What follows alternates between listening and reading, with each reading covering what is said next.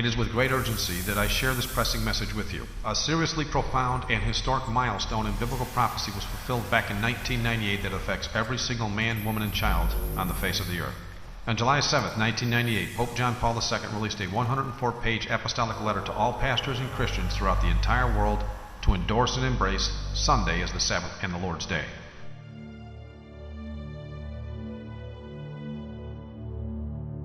In the book of Esther, chapter 3, Satan used government authority to try and force God's people to break God's law. Mordecai chose to die on the gallows rather than break commandment number 2. In Daniel chapter 3, Satan again used government authority to try and force God's people to break God's law. Shadrach, Meshach, and Abednego chose death in a fiery furnace than to break commandment number 2. Again, in Daniel chapter 6, he used government authority to try and force God's people to break God's law. Daniel chose death in a den of lions rather than break commandment number 1. In all 3 cases, God protected his faithful and delivered them from certain death. Mordecai was honored and became next unto the king, and his enemy was hanged on the gallows in his place. While in the fiery furnace heated 7 times hotter to kill them, Shadrach, Meshach, and Abednego were joined by the Son of God, and the fire caused them no harm. However, the men that threw them into the fire were killed by the flames. The hungry lions in the den were prevented from harming Daniel as well.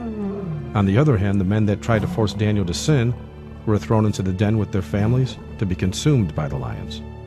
In New Testament times, Roman law demanded worship of Roman rulers.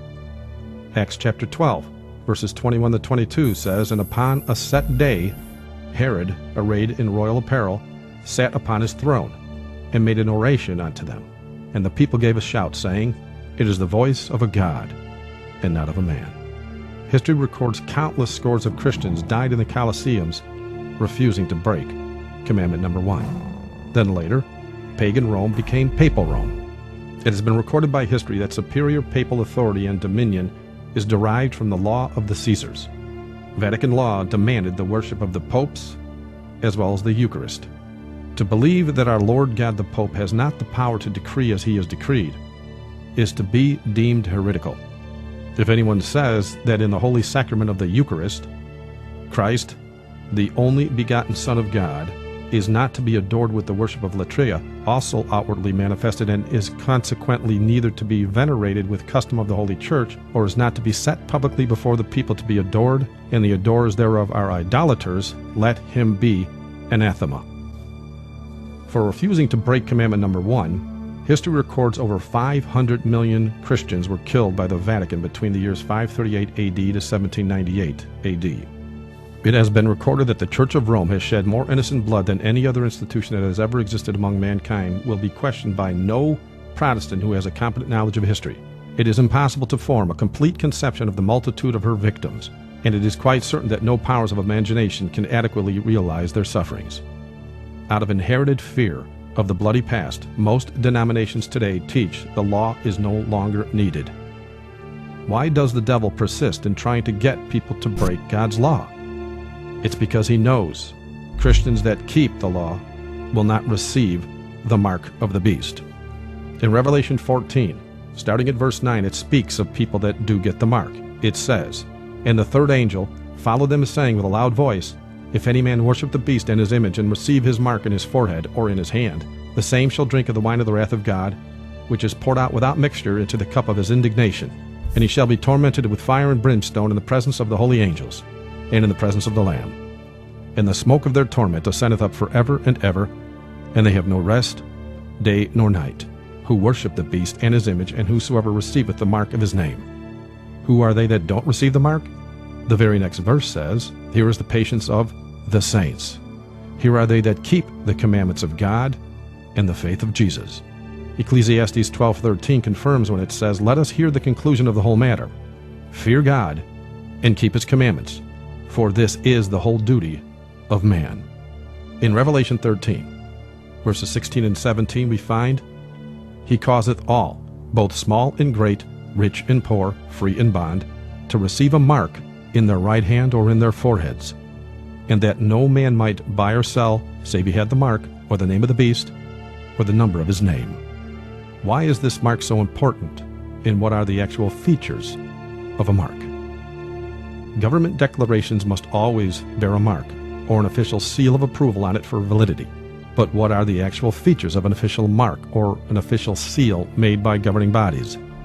Well, an official seal, or signature, must always have 3 distinct features to be considered valid. Number 1, they must have the name of the official. Number 2, the title of the official. And number 3, the territory of the official. In other words, when the President of the United States signs a bill into law, he must sign it number 1, name, George Washington. Number 2, title, President.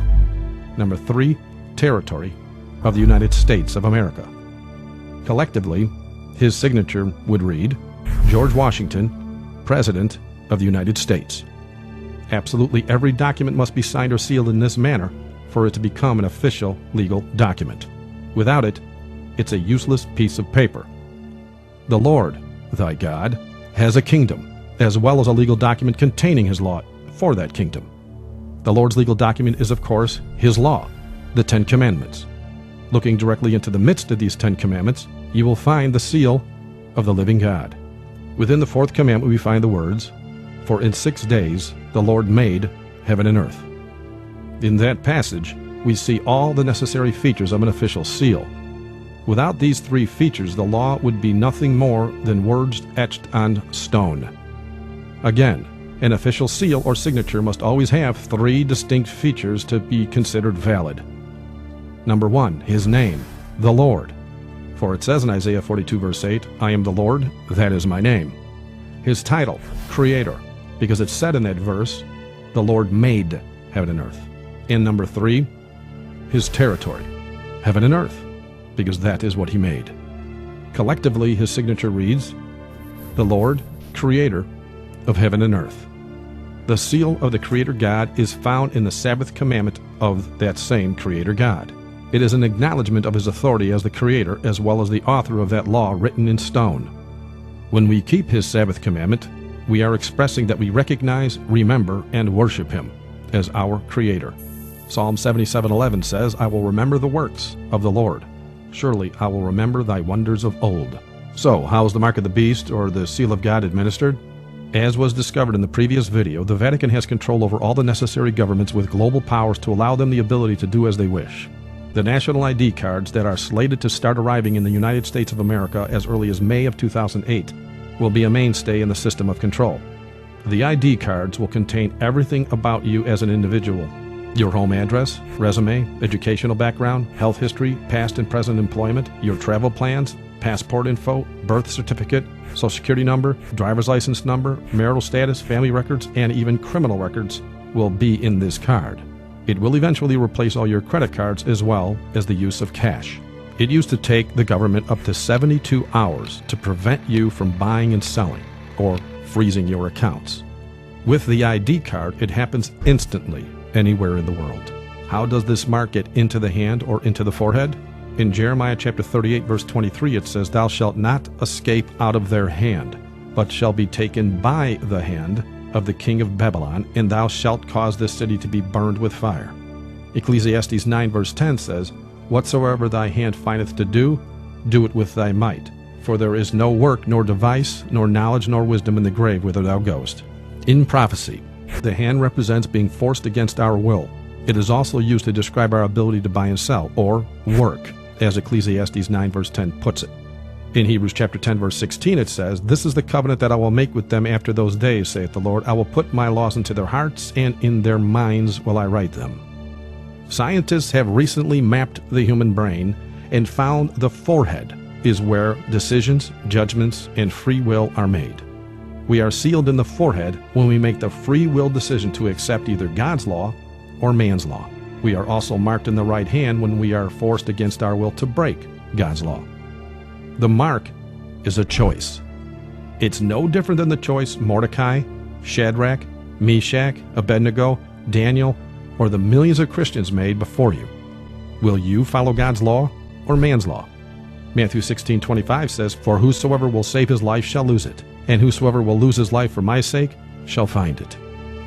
Does Rome boast of its mark as being Sunday in direct agreement with prophecy? Sunday is our mark of authority. The Church is above the Bible, and this transference of Sabbath observance is proof of that fact. Do they seek to enforce Sunday laws? This organization proposes in every possible way to aid in preserving Sunday as a civil institution. Our national security requires the active support of all good citizens in the maintenance of our American Sabbath. Sunday laws must be enforced. Pope John Paul II said, Christians will naturally strive to ensure that civil legislation respects their duty to keep Sunday holy. Does Rome plan to make good on that threat? The thought of a revived Holy Office of the Inquisition would pacify some and offend others. Nevertheless, the Holy Office still exists. Only its name has been changed. Pope John Paul II has been instrumental in its revival. One may argue that this Ratzinger-run agency is merely an attempt by the Catholic Church to root out communism or backslidden priests and their practices. However, with John Paul II's objective to implement God's mandate by creating a global church state, which will administer from traditional Roman Catholic theology, is enough cause for alarm. Malachi Martin has already stated in his book, The Keys of This Blood, that the Pope will not tolerate any belief systems that oppose his, not on a civil or church level. In John Paul II, the world will behold a tyrant who will coldly execute direct orders against those whom he deems as heretics or immoral. Moreover, like his papal predecessors, John Paul II will carry out his godly mandate in the name of Christ, or perhaps Mary. May God help us all. Is the media bowing to Rome's plans for Sunday laws?